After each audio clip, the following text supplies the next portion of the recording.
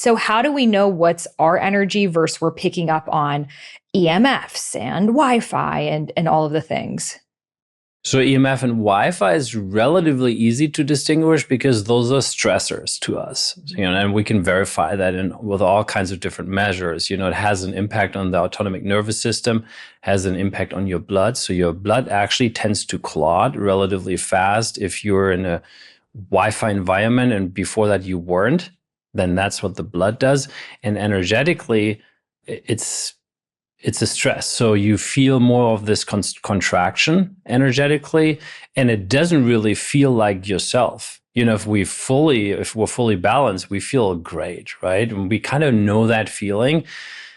And then if we add these stressors to our life suddenly, then we contract energetically, and we have something that we always need to neutralize ourselves, right? So it adds stress the whole time. It's almost like we don't even know how good we can feel as humans. Like the times that I have gone in nature, for example, when I was in Bali and Costa Rica and places where it's like jungle, I'm falling asleep early, easily. I'm waking up easily. Just being off social media for a few days, like my brain changes, and this like constant like anxiety and need to respond, need to check starts to go away. And, I live in LA, I live in a city that I'm like, I wonder just how much of my mood is actually a reflection of my environment, that if I lived in nature, I would probably be way more radiant.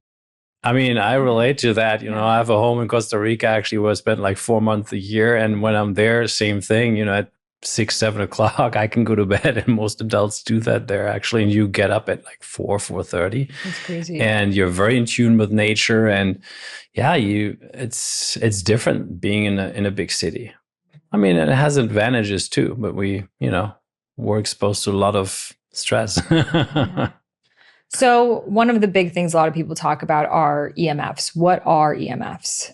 Yeah, electromagnetic fields. And they come from cell phones, for example, and 4G, 5G, 3G, all of those Gs, basically Wi-Fi, that's all radiation that is there, can be measured. It's electromagnetic, and it's non-native. So it's nothing that comes from the sun. It's something that is artificially created, basically. And it could come from microwaves. It could come from just a TV, having a TV on, cars, for example. So it's a big deal. I've heard electric cars have much higher rates. Yep, that's very true. So all the cars nowadays have way higher EMF than in the past because of all the electronics. But then, I mean, electric cars are really at the top of that. It's great. And then that's easy to measure, frankly. So don't take my word for it. You can just take an EMF meter and then measure it.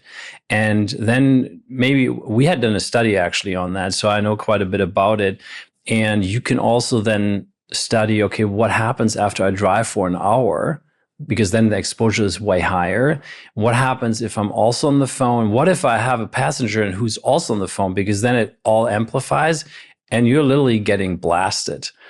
And the worst thing is if you charge your car. So if you have an electric car, sitting in the car, don't intuitively, be in the car, I felt something was.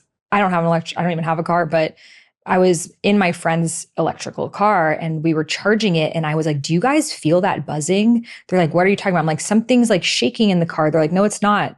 I could feel it.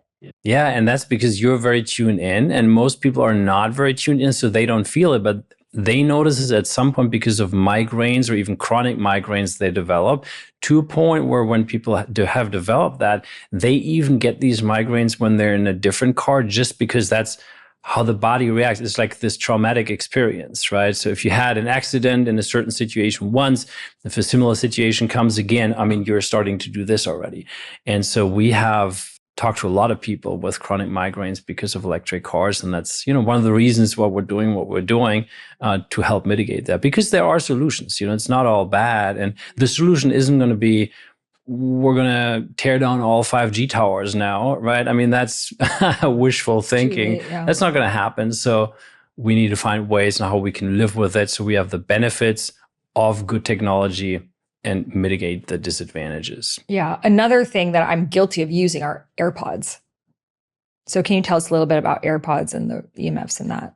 Yeah, that's actually, so if you don't use tech like ours, where you charge these AirPods and then afterwards use them, because then you don't have an issue with them anymore, you literally are blasting your brain, and it's a very, very strong signal. So it's really not good for you. And if you measured your heart rate variability, your blood, and even your brain waves before and after using or during using, you would see that. But I mean, again, there are ways to mitigate that. Mm-hmm. So it's not, people will see me with AirPods because I don't have a problem wearing those.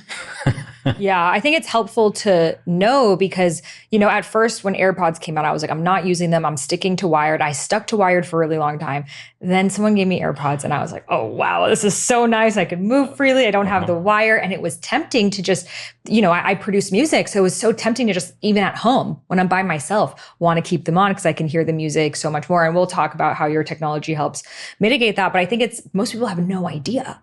Or turning on Bluetooth in our car, Yep. These things like that are, I remember I once bought this bed frame that the back can go up. It was like an electrical bed frame. I was like, oh, that's so cool, kind of like the hospital.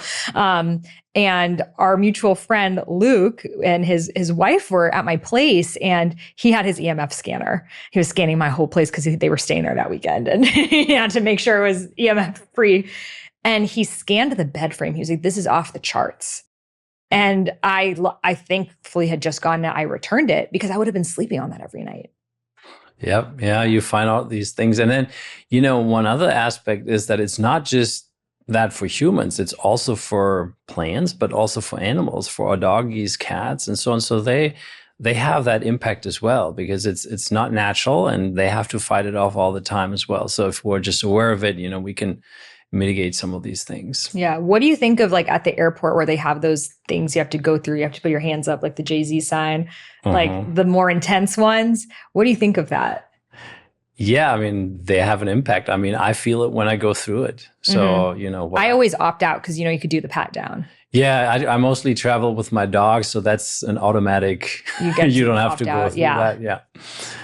Indeed. Yeah. You can wear, one of those heel capsules or something like that. Or, if people don't have anything that they can use that helps them, just at least be aware, but don't get into fear. I mean, that I'm telling that to the listeners and just expand from the inside, just expand as if you're creating a big bubble around you. And that helps you a little bit because we know from all the testing we had done that if someone is very, very tuned in with a consciousness level, for example, they have less issues than people that are not at all in that. And if you're in fear, it actually is worse because that is a very low vibrational level. Yes. And I'm sharing this with you guys not to scare you. It's not like, okay, and this, that. I just didn't know these things personally. So I feel like the listeners should know just to be aware that we also have like ways that we can opt out and do things differently. Another one I'll add before we start going to something a little bit more positive, holding onto your phone when you're charging it.